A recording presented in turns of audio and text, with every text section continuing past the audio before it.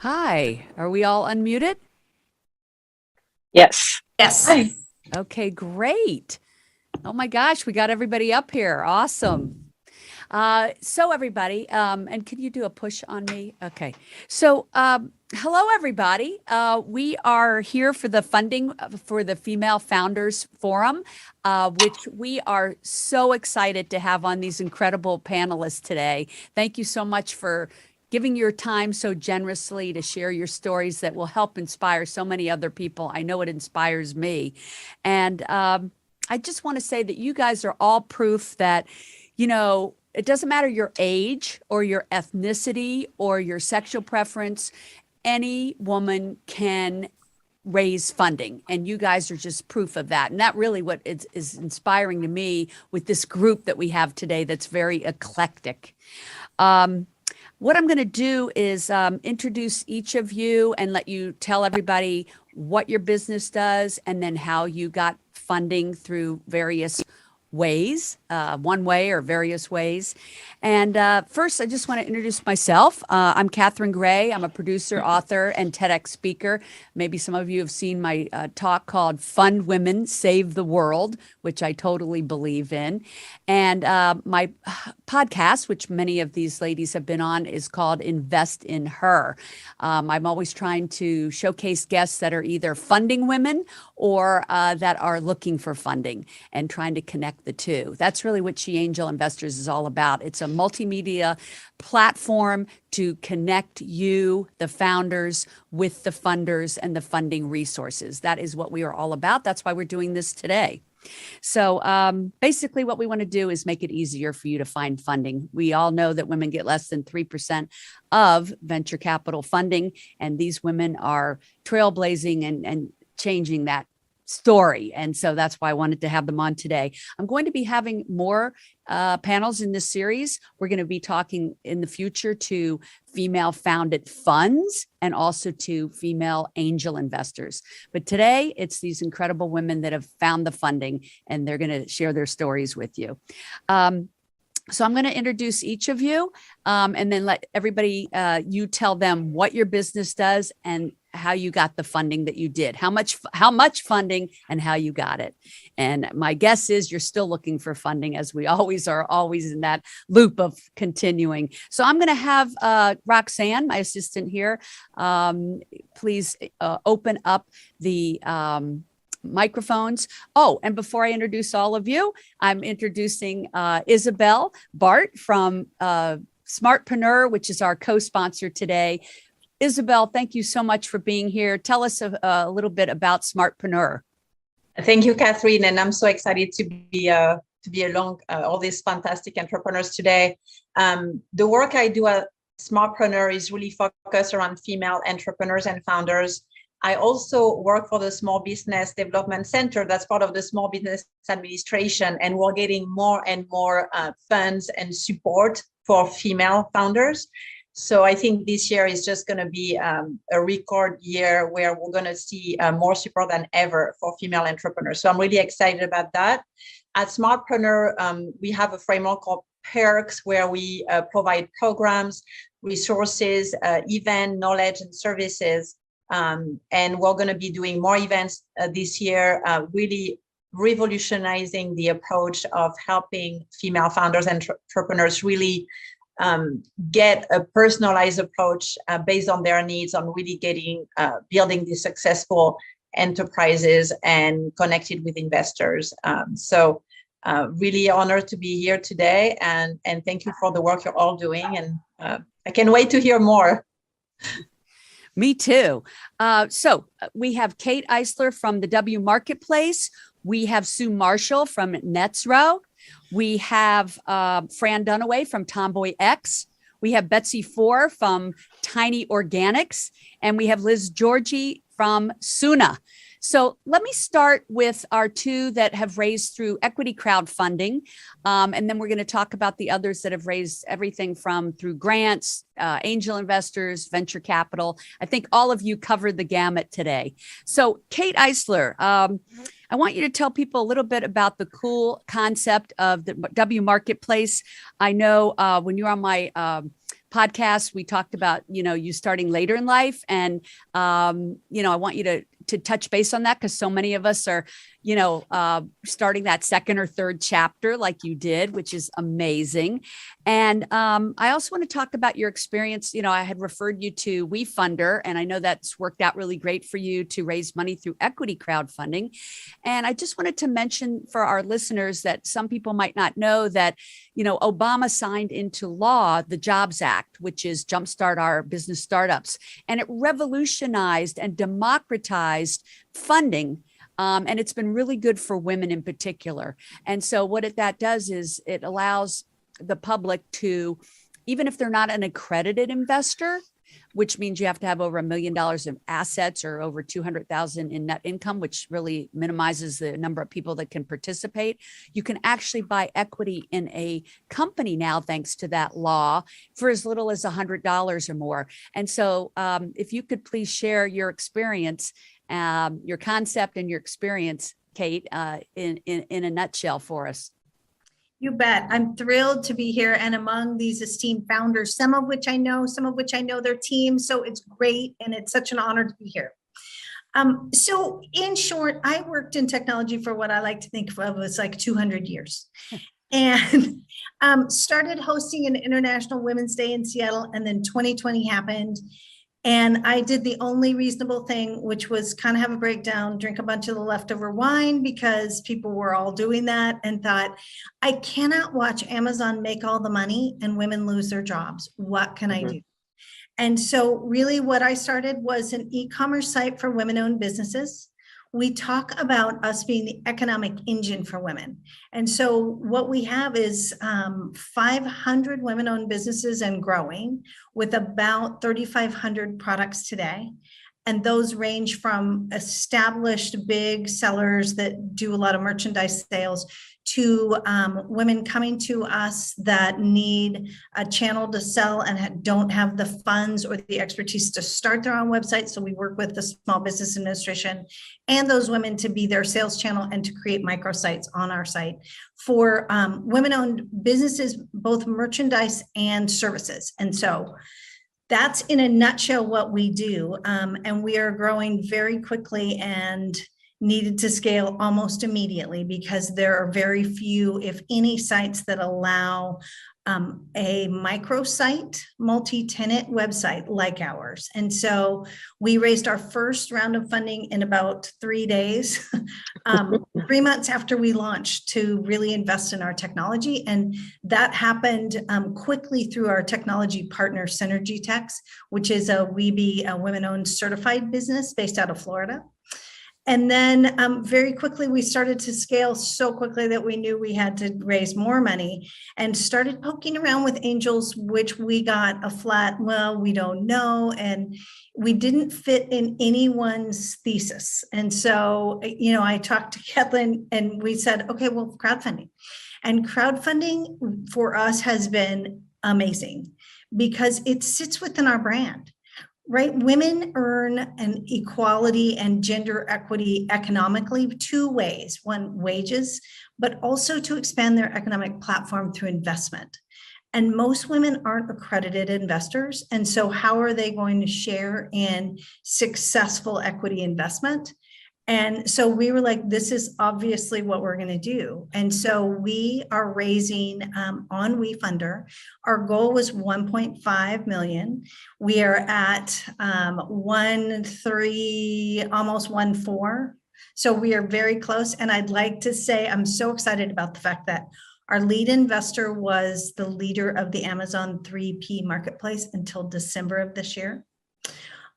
We had an investor come in and match her that is the largest women seller on Amazon. And then about 3 weeks ago, we had Damon John reach out to us from Shark Tank and highlight us from his private investment group, the Shark Group. So we are his featured investment for Women's History Month. And so, that comes, in connection with our sellers and just people saying, we want to be a part of this. We want to facilitate this. And so to have people on our site to be able to be vendors, but also to get involved for, our minimum is $250. And, that is, to me, what it's about. So women supporting women will change the world. There is no question about that. And we are giving them an economic platform to earn investment income. So there's my story. Absolutely. Thank you so much for sharing that. I'm just so inspired by, you're doing this later in life. This is the beauty of entrepreneurship and raising funds is, people are doing it at 25 and people are doing it, over 50. So was that politically correct? I just said. Here's the thing. And I tell this to investors when we talk to them, lots of them regularly, because I've made a bunch of mistakes. This is my third startup. I've done all the bad things. And I bring a business expertise and maturity to things that I think is a big difference. And, some of the investors, even the ones with women's lenses, are not open to that. They're like, so, how much longer are you going to work? I am asked often. Right. So women can still invest in your W Marketplace on WeFunder. Absolutely, they can, for a minimum of $250. And again, I would love to close this quickly so that I could get to spending and investing to grow these women's businesses on our platform. Right. So I maybe encourage there's you a woman to. out there that could put in, 25 or 100. We don't know. Women are coming into trillions of dollars over the next couple of decades. And so we are already in the power seat for being the ones that impact 80% of the buying. So I can't wait till we're impacting 80% or at least more than 50% of the funding as well. So let's also talk with Sue Marshall from NetsRow. I met her through WeFunder as well.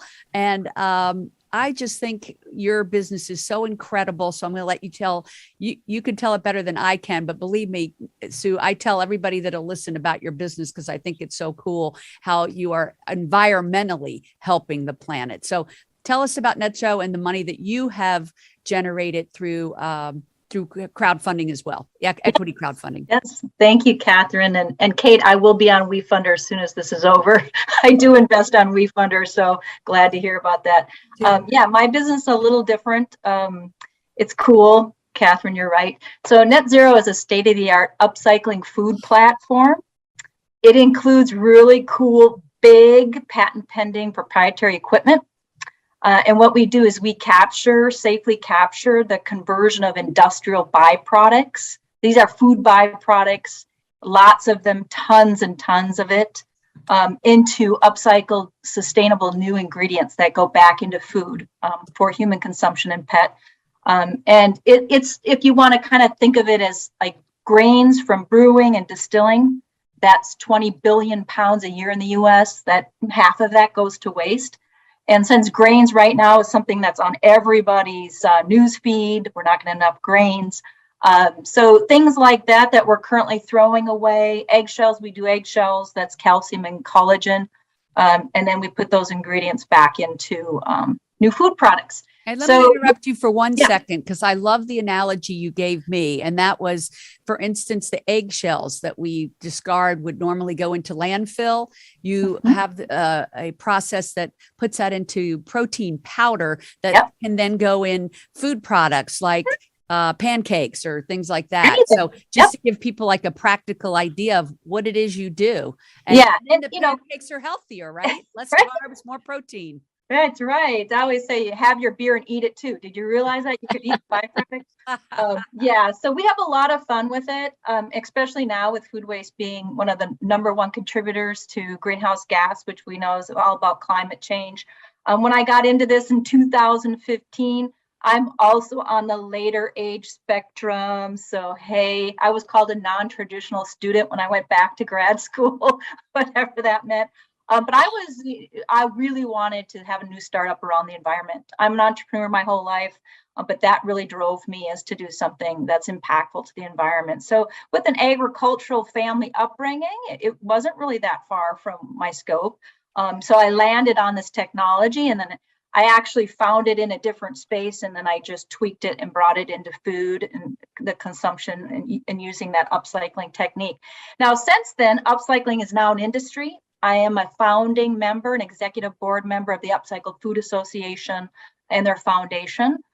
We have over 200 members around the world that are all doing similar things.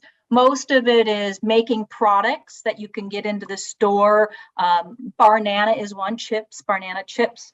So we've created a certification to make sure that consumers such as yourself, when you grab a package of upcycled food products, that you know they're safe and they're great to eat and the impact on the environment. So that's what I do. But I have raised a little over $1 million, and I've done everything. Okay, so I have done program-related investments. I have won money in contests. I've raised over $250,000 in grants. I'm a grant wonk. I love that. If there's free money, I'm going to try to get it. I've done, family, friends, angel, pretty much all of it. And now I'm going to go for a seed Series A now coming up.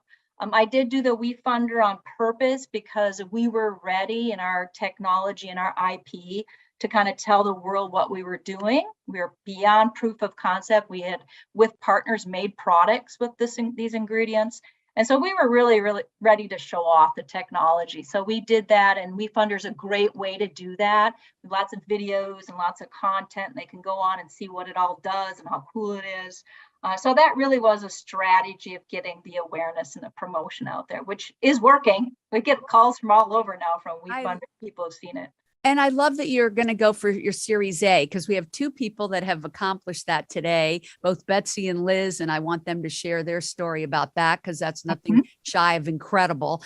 But first, I'm just going to start next with Fran from Tomboy X, such a unique niche in the clothing arena. I love your story you shared with me about starting off in corporate America, because I think a lot of women really identify with that. They come up with an idea. They have this great paying job. They're nervous about quitting that job to go start a business, but that's what you and your partner did. And I want you to share that, because you actually started with traditional crowdfunding. So tell us about Tomboy X and how you got started. Yeah, sure. First, thank you all. I really enjoy meeting everyone here and having this opportunity. So appreciate the time. And Tomboy X is a gender neutral apparel company. I like to say we started this underwear company because I wanted a nice button up shirt. And so that's because we actually pivoted after we had been in business for a couple of years. So the genesis of the current company started in 2016. In 2015, we closed our seed series of funding and our seed round, and then we've since closed a Series A and a Series B. All told, we've raised about $18 million. And so, it's been quite a journey, as you can imagine. A lesbian couple out trying to raise money who had no experience, didn't know a knit from a woven or a P&L from a balance sheet. Wasn't an easy sell for raising money, and so it was a long, hard slog. The good news is that we have been successful in raising, and our seed round, 95% of our investors were women. And then in our A, it was still at 85%. And today, when we did our Series B, we now have a 6-person board, and 3 of us are women. So I think it's taken us a little longer to surmount some hurdles. I've kept a spreadsheet side by side with some other male-owned companies that started underwear businesses at about the same time that received significant funding early on.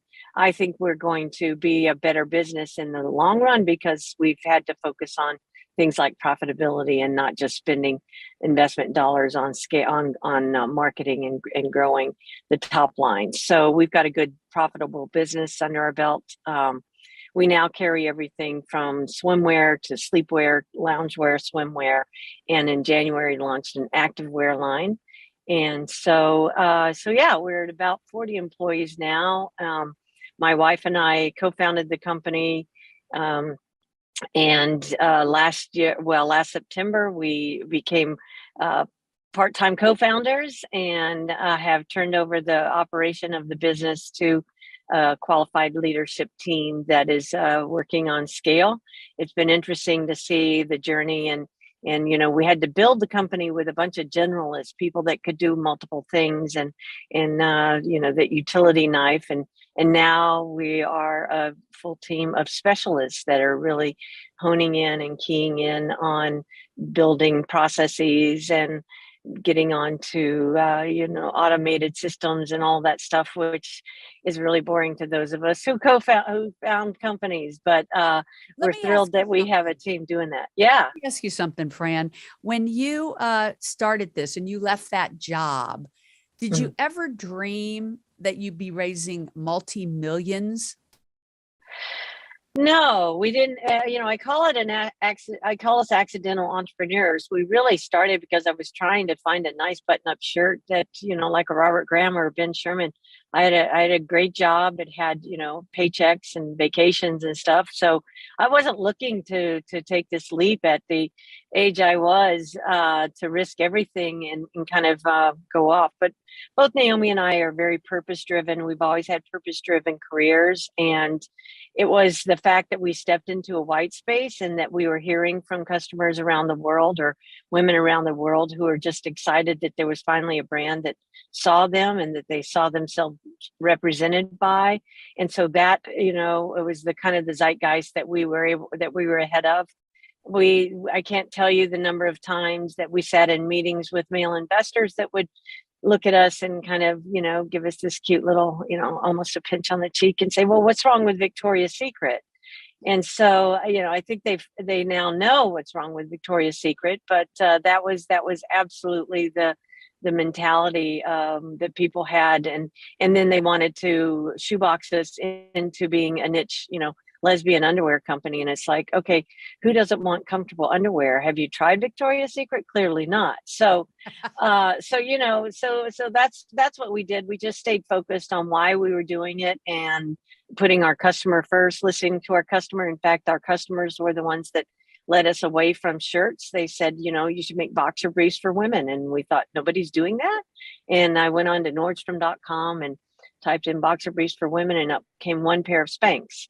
And so we were pretty sure that wasn't what our customer was looking for. And that has really made a big difference. After launching our underwear line, we tripled our revenue in 6 months, and started wondering if indeed we were an underwear company. So I love that, we were. You said purpose-driven, because I feel like all five of you are absolutely that. Like, that is what I think drives women to be successful in this funding arena. You have to be purpose-driven.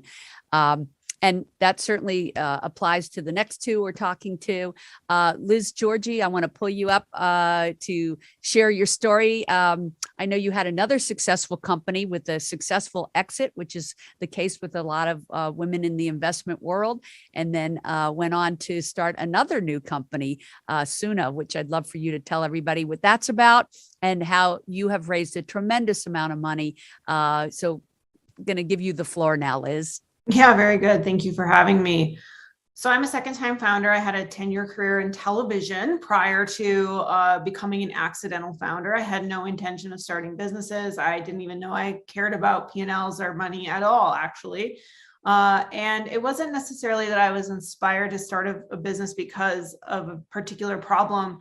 Honestly, I started a business because my grandfather died in 2013, and he was an entrepreneur. He had a canoe outfitter in northern Minnesota that he ran for 25 years. And I, for whatever insane reason, decided that I wanted to follow in his footsteps. I admired him so much, and I thought he was one of the most important people in my life. And I watched how he built community and purpose through his business. And I thought, well, I sure would like to build community and purpose in my life. And I started a production company in 2013 for that very reason. So my first company was a bootstrap business. I built a production company that focused on commercial production for mobile devices and social media ads, which in 2013 was extremely novel. Now is like basically what we do as in the world, but it was a fabulous experience. I own and operated that company for 6 years, and It taught me so many important lessons. It introduced me to my co-founder at Suna, and it helped me learn about different ways to use capital. You know, at my first business, I largely raised and used capital through grants. Don't say no to free money, and through debt financing, and using debt financing to grow and scale the business. I ultimately sold the business to Standard Broadcasting in 2019 because, as I mentioned, my co-founder Haley and I met at my first business. She was an animator by trade. She was actually the director of my animation department. And again, total whim, did not seek world domination. We went on a painting retreat, a watercolor retreat in Palm Springs in 2018, and kind of found ourselves obsessing over this question of, you know, if we could make it possible for any business of any size to be able to have professional quality creative, what would it require to do that? And we just became obsessed with that question. We wanted to democratize access to what we believe is the most important thing, which is the ability to tell your story and have beautiful assets. I like to say none of us have ever bought anything on the internet with a bad picture. I have yet to buy anything on the internet with a bad picture. And so Haley and I were just crazy enough to spend 1.5 years of our life building the technology that sits underneath Suna. And when I sold my first business, I made a really important personal decision. I was 33 when I sold my first business. And I decided I didn't want to live with my entire life hanging in the balance of my business. I thought I'd like to risk someone else's money this time around. And so applied to the Techstars program. Techstars is a technology accelerator program. It's not all that different from Y Combinator, 500 startups. You can look up all these different accelerators. They all have different things that they do, but Techstars specifically really offered an advanced view on how do you actually raise venture capital? How do you sell pieces of your business in order to grow your business? And so completed that program in 2019. I'll fast forward through all of it, which is to say, to this point, I've raised 50 million in venture capital. Most recently closed our Series B at the end of last year. A lot of people think that the key to raising venture capital is like some secret that I'm going to give you about a PowerPoint presentation or about meetings. The reality is if you have a really strong business with really strong growth metrics and you're willing to completely lose sleep and lose any sense of personal life for a period of time to post 300% and 400% growth year over year, you can raise money. It's not a problem. It's actually very easy. You just have to choose to work very, very hard on your business so that fundraising can be easy. And so, yeah, very much. I will interject that I have a feeling that it could have been easier for you on the second business since you already had a proven success track record. Well, yeah, actually, you know, I don't know. Venture capital and the mindset that you have. You know, I do believe it's a lot mindset, and you are like, you can do it. This is doable. This is the commitment you have to make. So I love that you're also you have that mindset, Liz. Yeah, no, I mean, listen, raising money for women is harder. I won't pretend like it isn't harder. I won't pretend like I haven't encountered stupid questions or that I haven't felt at times that maybe I've been underestimated for my capabilities. You know, I like to joke that I'm the least likely founder of a technology startup company on planet Earth because I literally edited documentaries for PBS before I started running companies. And so and my hobbies include making my own paint. I mean, I don't go to Stanford. I don't write code. I don't have a lot of the pedigree. And in fact, having a bootstrap business, I think I expected it to be a benefit to me when raising venture capital. I actually think it wasn't. I think I spend a lot of time explaining to people why I didn't raise VC for my first business. VC is really tunnel vision. They think they are the end all be all. And so, you know, part of the game is stroking their ego in the odd and obscure ways in which they see fit. But, you know, I truly believe that women having access to money and women having access to the ability to grow their businesses is how we create economic justice. And so, you know, we just keep on keeping on. What you just said, I just want to interject. I'm so happy that more and more women are starting VC funds, and I think that will change the way people deal with funds. So I think you brought up a very valid point that it can be difficult to deal with VCs because they're mostly male run and they are dictating to you what to do with your business. But I think as more and more female founded funds emerge, and we're going to have a panel about that coming up in the future with female founded founders, that it'll be a different mentality, just like it is a different mentality, a feminine look at how to even run a business.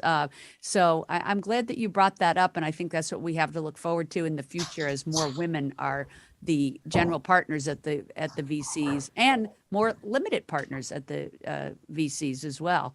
Absolutely. No, women getting engaged in venture and just getting engaged in business in general, I think is really, really important. And it's part of how we change the game. It's part of how we make it possible. But I also think, I never want to miss the point of saying like men have to be part of the solution and we have to make it easy for them to be part of the solution, right? When you look at my cap table, my Series B was led by a wonderful man at Bain Capital Ventures named Scott Friend, who, saw the vision for Suna far beyond seeing like me as a female founder, right? And so I think those things are important to hold on to and remember as well.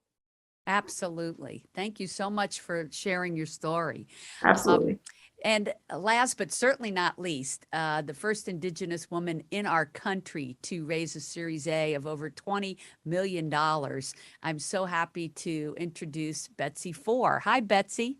Hi, Catherine. Thanks so much. I'm so honored to be amongst these women. Wow. And yeah, just incredible backgrounds and stories here. I have I think maybe very different start because I with my previous company, so I'm a third time startup kind of founder. I worked with the founder of Calm, the meditation app, building his previous company with him in London.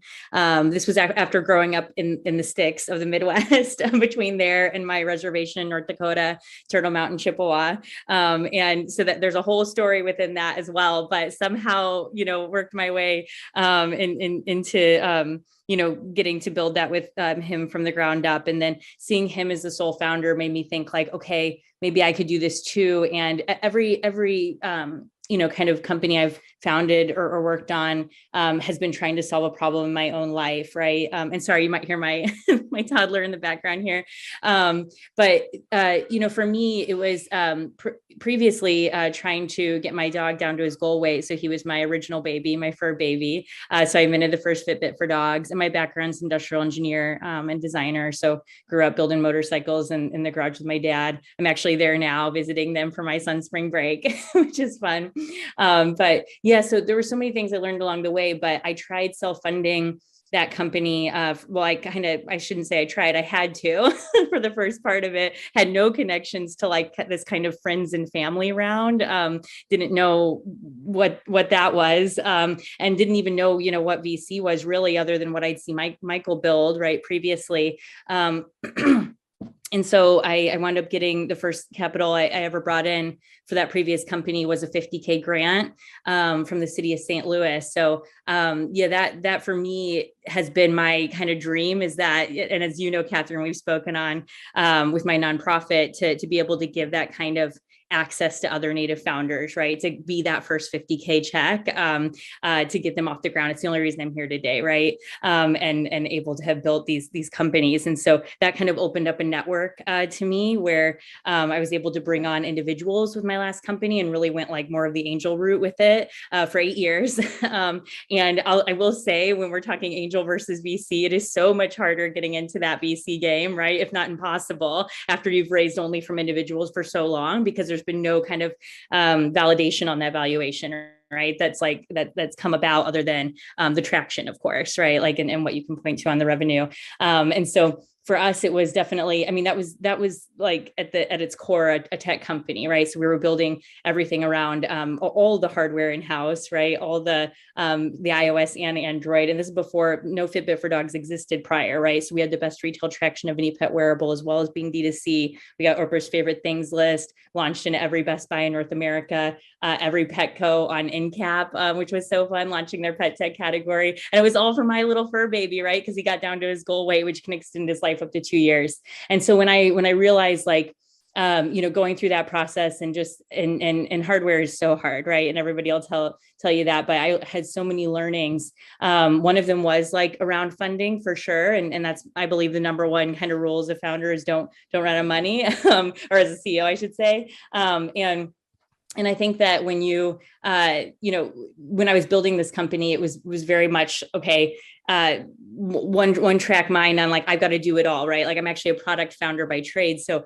for me, it was like doing the product, doing the sales, that team in all, even with our Hong Kong team, the London, obviously team where I founded it. And then eventually New York, it was like in all,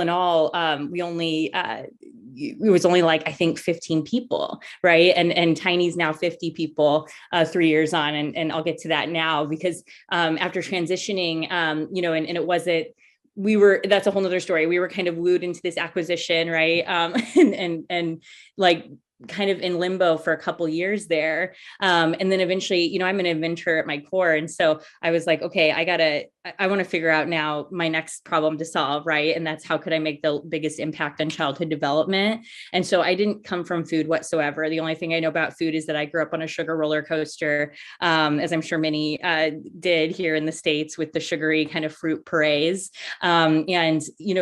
For me, I re-engineered my body 17 years ago, well, almost 18 now, to be vegetarian and plant-based. And, a lot of that was only due to animal well-being, and cruelty at the time. And then I realized the joy of living a plant-based diet and thought, surely that's like one of the greatest gifts I could give my son, right? Is like that love of vegetables, that joy of like eating that as your very first foods that can maybe be your comfort that you like come home to as opposed to sweetness, right? And then I started researching and realized there was this time in a human's life called the flavor window between the age of 4 to 7 months, where a person is more keen than they ever will be to enjoy a new flavor, right? So I thought, okay, if you could try vegetables just like one time with them during the 4 to 7 month mark, they could then become to prefer vegetables, right? So for Tiny, over 80% of our 100 first flavors and all the recipes are just vegetables.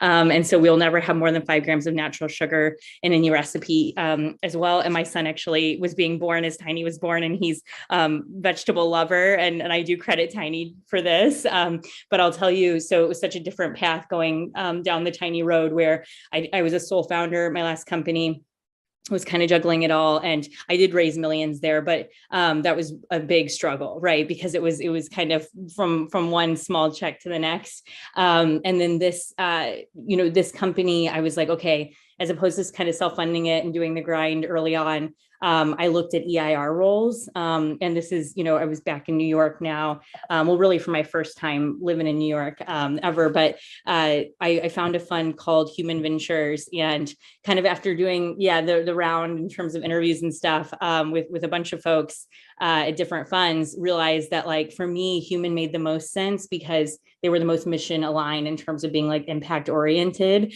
and just wanting to, and I always look like proof is in the pudding, like want to invest in different kinds of founders, right? With different backgrounds and so forth. And so that was really an awesome partnership where from the earliest days, was not a sole founder anymore, had my co-founder and also co-CEO along with me, who leads all the marketing at Tiny. And then very soon thereafter, our COO, Carolyn, came on board from Beyond Meat. So that was amazing when she was the only one with the food background in our corner with us.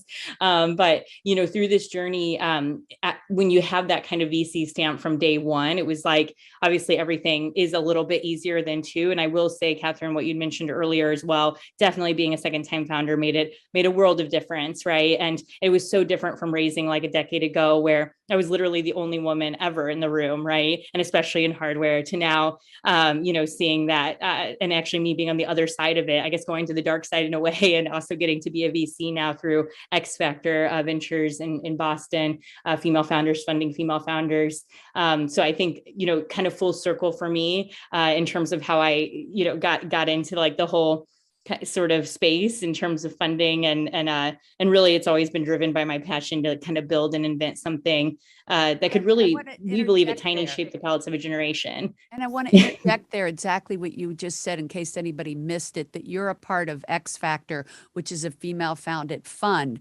And I would encourage all women that are successful, and of course, I know all of you on this panel already do this, is to belong to a fund where you can give back. Because once you have been successful, what better way to pay it forward than to be a limited partner in especially a female founded fund.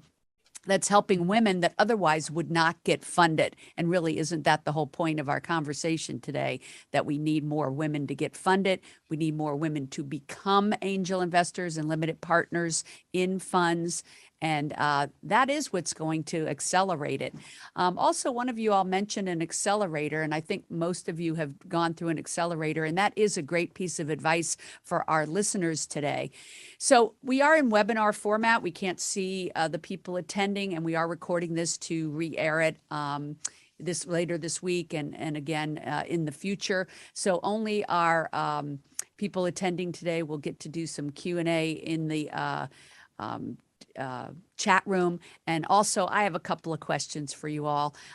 Betsy, did you want to add anything to that?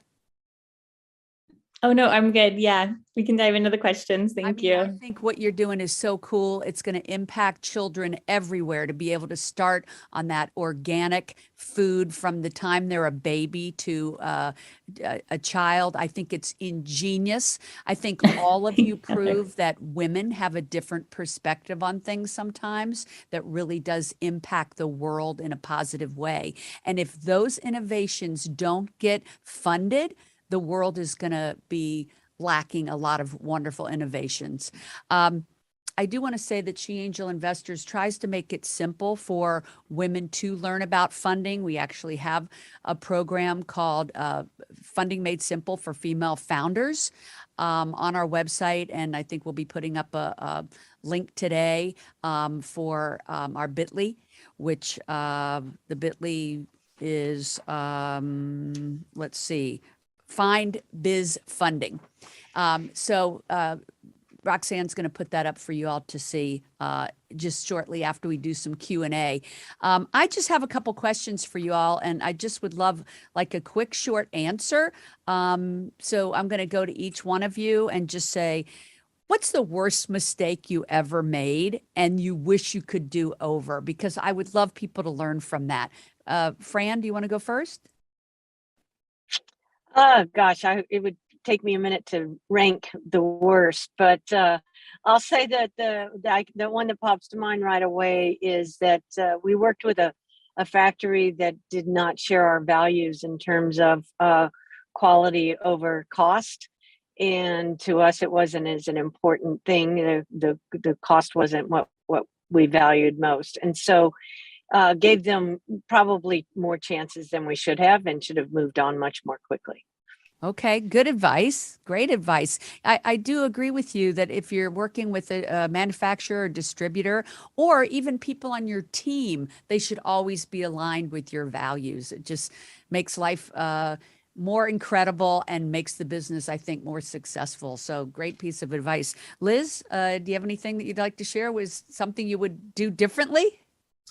Probably for me, it just comes down to, I wish I would have just hired people who were experts on legal and taxes as soon as I could afford it. I think making tax mistakes is not only extremely expensive, but extremely stressful and takes years. It's not like it takes a week to resolve. It can take years to resolve. And so spend money to do things that make your money safer is what I would say. I love that. Excellent advice. Excellent. Kate, do you want to share your advice on that?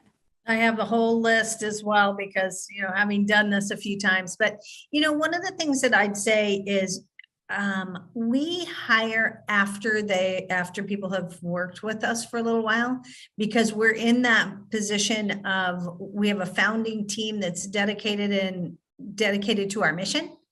And now people are interested and supportive, and that's a really different thing. And so we made some mistakes of hiring people that weren't really invested. And, you unwinding that with some equity and all of that is a very difficult thing. So I'd say be sure of those early hires. Okay, great advice. Let's see. Sue, did you ever make any mistakes? I would say that I did not. This whole statistic about only 2% of all the VC dollars go to women, and it's really hard even outside of VC to get funding.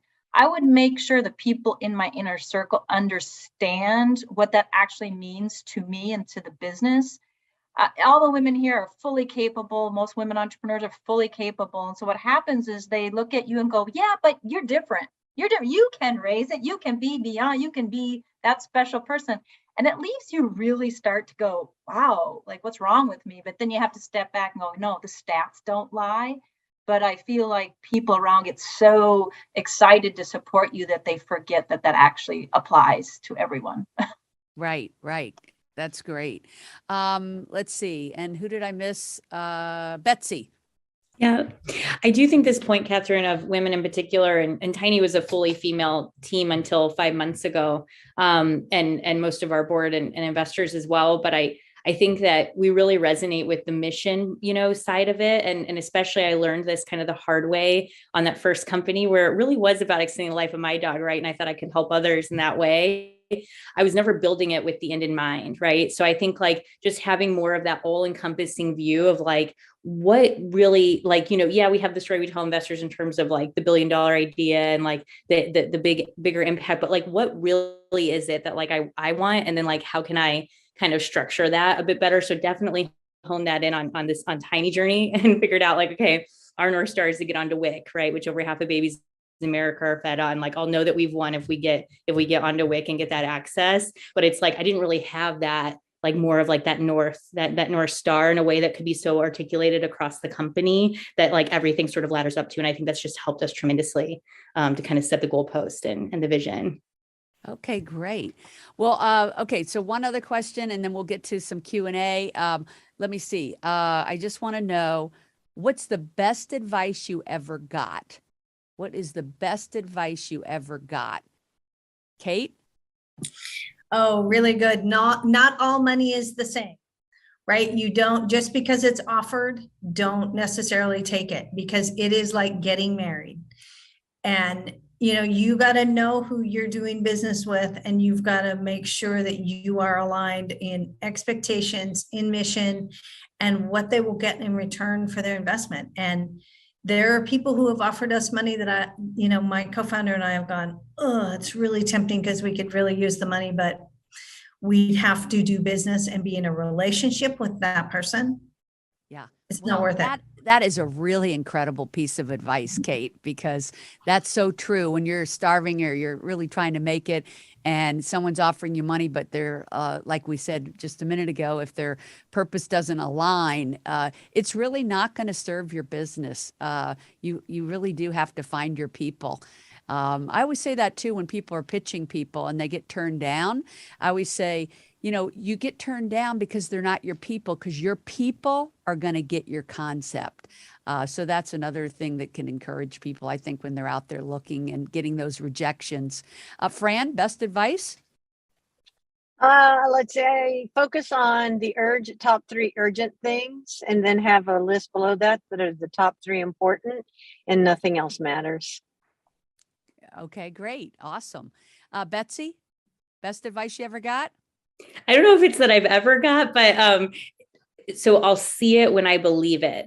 And I think that for earlier stage founders, you get rejected so much, right? Just over the course of it all. And if you can continue that like fierce belief within yourself, right, that I'm going to manifest this, and I envision it and I see it. Therefore, right, like it does come to fruition, and I am that person. I think that, it can just drag you down so much going through those hardships of the journey that if you can, I'll see it when I believe it, kind of turn that on its head, right? Yeah. I believe you all must be that way, because you have to see it in order to believe it. And Liz, that's kind of what I heard you saying, is that, you could so clearly see what it is you were trying to accomplish. Liz? Yeah, no, I believe that I was like put on this planet to solve this one problem, and there's probably nothing else I can solve better than this problem. The advice I do think is the most important, though, is the advice that my grandfather gave me, which is who you do things with is more important than what you do. So, my reality is that the people that you spend time with shape how you think, feel, and act. And that is in business and in life. So just pay attention to who you're spending time with. Incredible advice. I absolutely 100% believe that.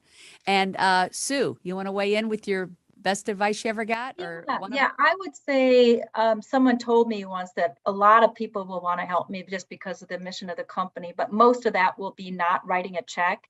So always ask them, how can you help me? And I've had so many people connect me, give me free time, give me resources. So that was actually true. 90% of people want to help me. It's just not always about a check.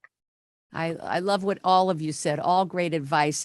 I'm going to go to the questions that are in the chat, but first I just want to mention that one of the reasons I feel we're put here on the planet, She Angel Investors and myself, is to bring people like you together to help others. I try to connect people to information and resources. Roxanne, you want to bring that up? We've created a course that has experts in each of the arenas of ways to get funded that talk about that in our e-course, which is called Funding Made Simple for Female Founders. It's 6 ways to fund your business. You can actually find it on our website, which is She Angel Investors, or on our Instagram.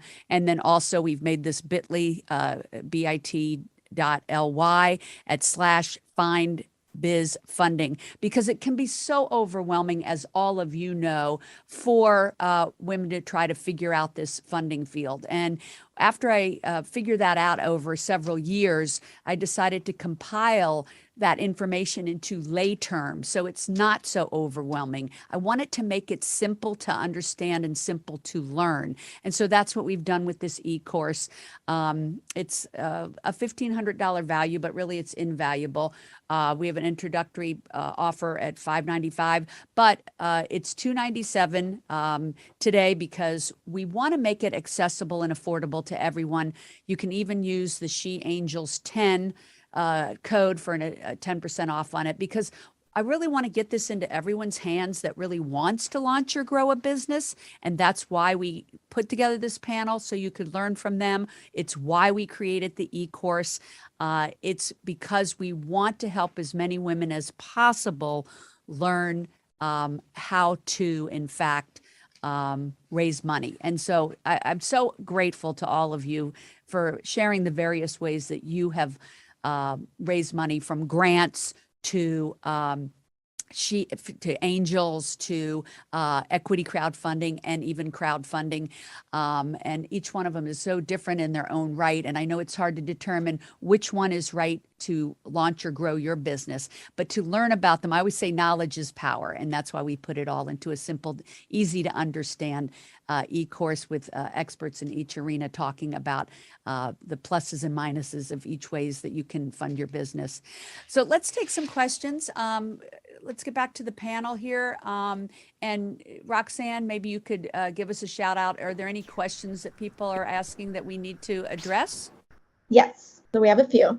The first one is, how did you meet and find your investors initially? Who would like to answer that? I'm going to call on you. I can, this is why looking at accelerator programs is so helpful, because I met all of my initial investors through the accelerator program. So you spend time learning how to pitch, learning how to hone a deck, learning how to put together a financial model. So you have all the material that an investor is going to expect before you start talking to an investor. And so the investment process requires, I think it's intentionally abstract, and it's intentionally difficult to learn how it works for a bunch of different reasons. And we don't have time to go into why that gatekeeping is so problematic. But what we can say is that, going into an accelerator program gives you those introductions and those essential introductions. And then once you've been introduced to investors and you've had a round of investment occur, it's sort of self-fulfilling, because those investors want you to raise additional capital. So they start introducing you to more investors, and those investors introduce you to more investors. And so really the big thing to do is to get that first initial set of introductions to funds. But don't be afraid to cold email early stage funds. You can go on Crunchbase, you can go on AngelList, and you can look for folks who invest in your business category, and you can send them a cold email. Just know that they're going to be expecting you to be prepared, and they're going to be expecting you to have materials. And so get clear on if you've got those steps completed. Right. And I'm glad you said that, because that is what our course is about, to give people like a sort of education about all the different types of funding so that you can intelligibly go into and talk to people, about what it is. Like, have your pitch deck ready or have your business plan ready to go, and, and know what are your various types of funding that are available to you, because it's not limited to just one. So thanks for sharing that. What's the next question? I'd like to follow up on that if I could, because I love what Liz said earlier. If you're building a company with 300% growth year over year, you've got something that a lot of investors will want to be a part of. But if you're growing at 2 or 3% a year, and you don't have a plan for how you can get to a higher growth, then your opportunities or the types of investors that might be interested you are very different. And so it's really, even before you start thinking about getting investors, is what do you want them to invest in and why? And then asking, what are the investors investing in and why? Because people, unless you're getting a grant, that's free money. But people, when they make an investment, it's just that, an investment, and they do seek a return on their investment. And so how they're going to get that return and what that looks like, and that's to Liz's point again of why the investors then want you to keep raising, is because then that's how they make money on their investment. And so you've got to think about what you're building, and is it attractive for investment and not just from the lens of I need money. The other thing I love that Liz said too is about the word connecting. You could cold call investors, but I think there's nothing like getting that first one in and having them connect you to others. I know that's the cool thing about the investment world. At least that's been my experience, is when I've met several, they introduced me to others. And I think that is really an important thing, is connecting in person with investors, and then knowing that even that one investor is a catalyst to meeting other investors and having them help you with not just funding, but resources and other connections you might need to help grow your business. So connecting is like the word for the day for sure. And connecting to other founders is awesome, by the way. I have on good authority that investors, VCs especially, love a strong founder introduction to another founder. So don't feel like you have to get it from another investor. If you have a good cohort of founder friends, share your investors, talk to each other about how to make those introductions. Those warm introductions go a really long way. And you know what? I think that's the beauty of being in a incubator or a program like you're talking about. And most of the businesses are successful, been in programs like that. And, I just was a panelist on the Smartpreneur panel, and we had people on there from various programs such as those that you can apply to have that cohort that you're talking about. So you're not doing this alone. So very important. And so let's see, Roxanne, you wanted to tell us some other questions that we have in the chat from our people attending today on our recording? Sure. Advice on looking for grants for new mission-driven businesses that are not nonprofits. Anybody? I can go ahead on that. I love that. If, food and agriculture right now is pretty easy, because there's a lot of, state and USDA is doing a lot of work. There's a lot of money out there. One of the keys on some of that is doing grants together. If you're in a supply chain together and you both can be on the grant, I've done a lot of that work too. I'll be on someone's grant if it helps both of us. But then also be really particular about not letting someone else write your grants all the time. There's nobody who knows your business better than you. So always be in the forefront and running those grants. You can have them write for you, but make sure that they're positioning it correctly, because it's all about positioning. Right. Okay. Anybody else? Want to get to the next question, Roxanne? Okay. I'm a teen entrepreneur and was recently accepted to sell on the W Marketplace. Realistically, will investors take a 15-year-old seriously? Well, I would say we take you seriously, and I know your program, and we have several teen entrepreneurs. We have women-owned businesses from 14 to, I believe the oldest is mid-70s, and everything in between.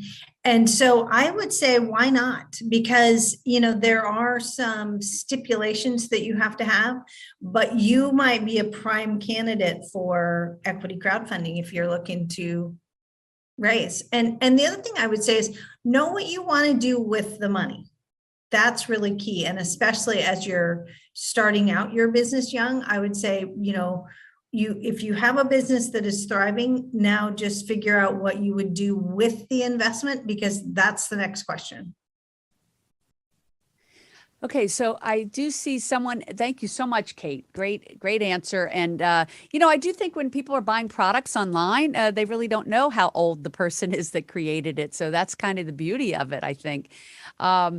I see somebody here has said they're excited to be on today because they're getting ready to start an accelerator program. I will say almost all of the successful businesses that I'm aware of, a good majority of them were in an accelerator program. Hearst has a great one. There are so many out there that they can apply to. There was one on Smartpreneur from Long Beach. So many cities have them. Different companies have them. I would definitely look up accelerator programs.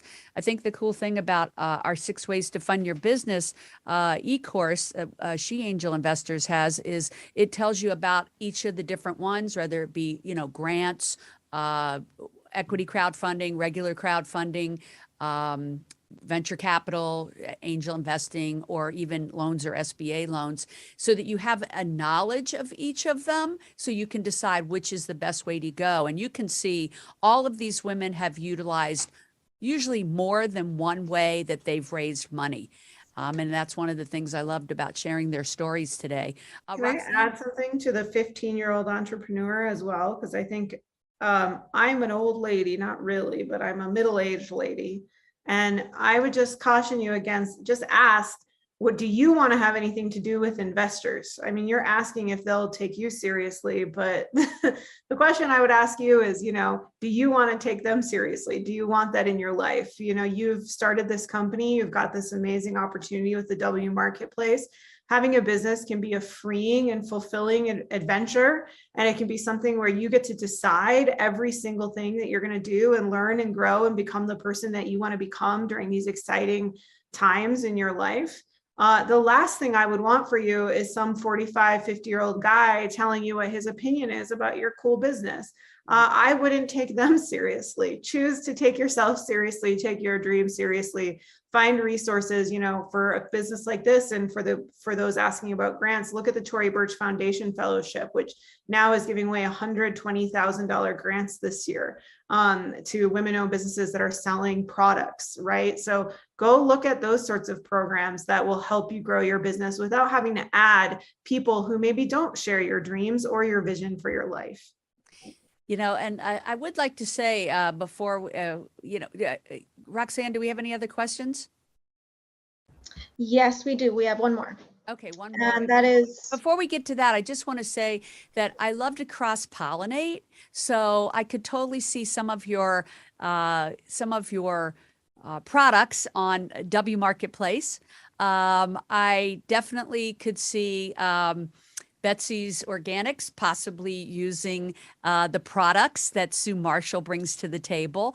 And all of you could be using the Suna video and photo for your marketplaces. So I really see a cross-pollination of you guys each working together. We are going to be sending out to everyone attending today information about how to reach these ladies through LinkedIn and their social media, as well as us. And we're going to take one more question and then we're going to wrap it up. And then Roxanne's going to put back up the billboard so people can reach us or get the e-course if they feel it's something that would help, which I'm sure it would, to help launch or grow their business, to learn about funding in lay terms in a simple way that otherwise can be very overwhelming. And we actually connect you to financial resources, because She Angels is all about helping you to connect to the resources that you need in order to launch or grow your business. That's why we exist. We hope you'll also follow our podcast, Invest in Her, also filled with resources. That's what we're here for, to help you.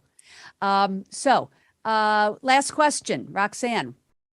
Actually, we just got another one, so now we have two. The first one is, what kind of return do investors expect in your seed round? In the seed round, can anybody? Well, if you're I raising don't a think seed is round, that a set answer, everybody? yeah, it is an answer. If you're raising a seed round, they're expecting to raise more rounds, and if they're investing in a seed round, they're expecting probably 100x multiple. So they're going to invest in, depending on the size of the fund, 7 to 20 companies a year. They're expecting 14 to 15 to fail.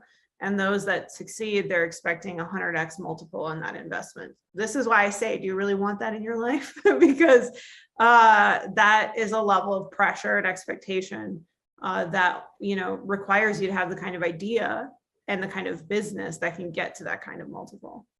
And that's going to prompt me to get on my soapbox, because I think that is the old male way of looking at investing. And I think it absolutely is the way that it has been done. And so I'm working with a group of women and other funds and investors to change the definition of what a successful business is, because the winner takes all mentality around investing is something that really is very toxic masculinity, for lack of a better word, shall we say Will Smithy. So right now we really need to rethink what is a successful business. So instead of one that hits 100, what if all 15 in your portfolio do really well, and you're still creating the same number of jobs, you're still creating the same value?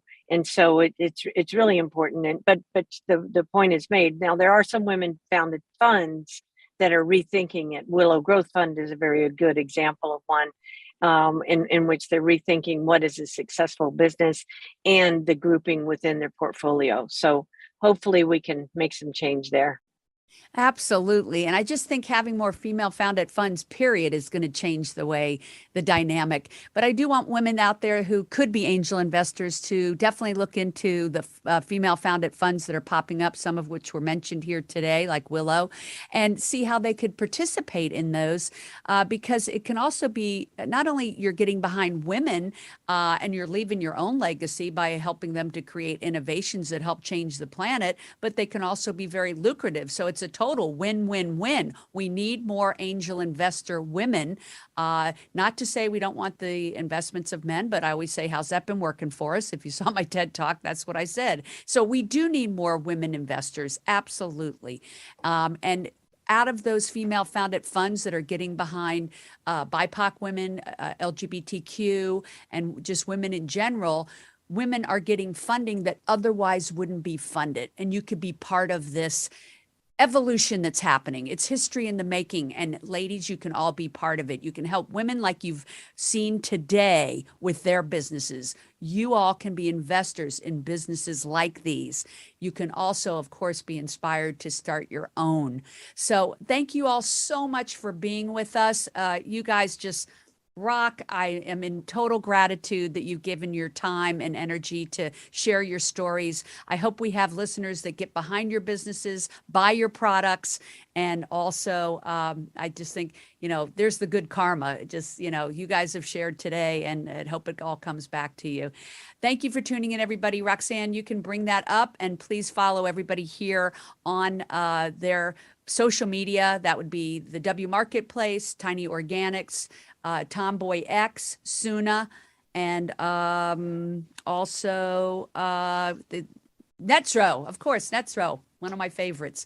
Okay, here's some information for everybody that wants to get our course. You can get it on the bit.ly right there, Find Biz Funding. You can also get it on our website, She Angel Investors. Please follow us on social media as well. Of course, She Angel Investors is on all the social media, and you can find me, Catherine Gray, on LinkedIn. We thank you for taking the time to come here today and learn about these incredible women, their products, and how to get your own business funded or grow your business to the level that these ladies have. I applaud all of you, and I thank you for taking the time. Everybody, make it a great day.